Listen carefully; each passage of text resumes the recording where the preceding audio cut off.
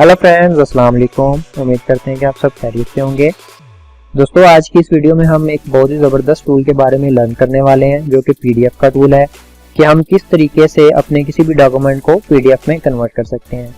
दोस्तों, पीडीएफ में कन्वर्ट करने का मकसद ये होता है कि कोई भी शख्स या कोई भी फर्द जिसको आप अपना डॉक्यूमेंट डिलीवर कर रहे हैं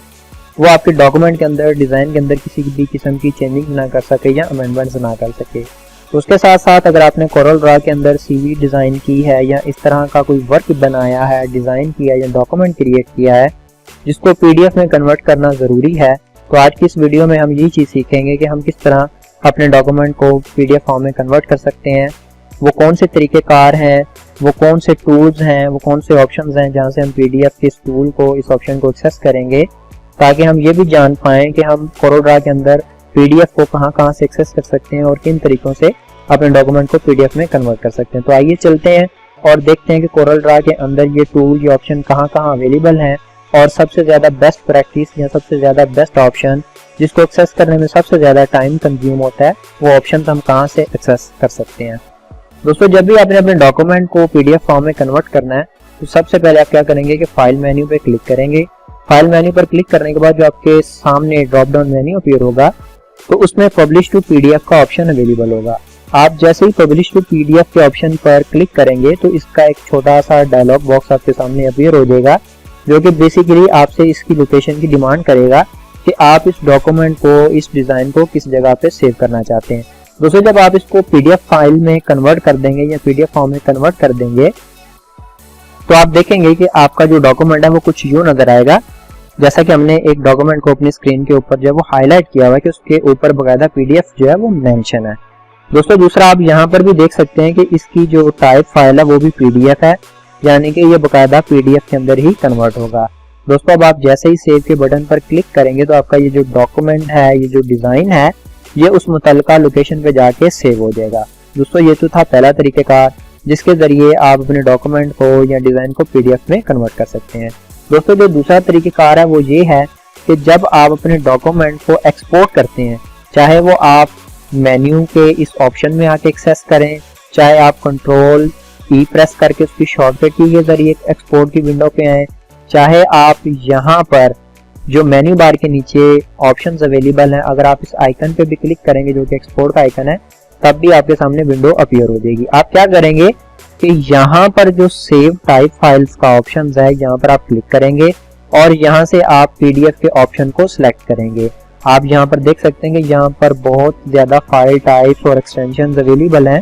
इन एक्सटेंशंस के अंदर से या इस फाइल टाइप के अंदर से हम देखेंगे कि जो पीडीएफ है उसका ऑप्शन कहाँ पे अवेलेबल है। आप देख सकते हैं कि ये पीडीएफ का ऑप्शन अवेलेबल है। आप जैसे इस पर क्लिक करेंगे तो पीडीएफ का जो फॉर्मेट है वो यहाँ पर सिलेक्ट हो जाएगा। उसके बाद आप जो लोकेशन सिलेक्ट करेंगे और उसके बाद जैसे ही आप एक्सपोर्ट पर क्लिक करेंगे तो आपका मुतल्लिका डॉक्यूमेंट या जो डिज़ाइन है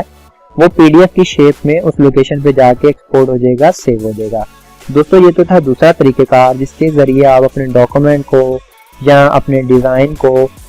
सीवी को या किसी भी ऐसे डॉक्यूमेंट को जिसको आप पीडीएफ में कन्वर्ट करना चाहते हैं, आप किस तरह पीडीएफ में कन्वर्ट कर सकते हैं। दोस्तों, इसके साथ साथ जो तीसरा ऑप्शन या तीसरा तरीक़ेकार जिसको एक्सेस करने के बाद हम अपने डॉक्यूमेंट को पीडीएफ में कन्वर्ट कर सकते हैं वो क्या है, वो ये है कि जहाँ से आपने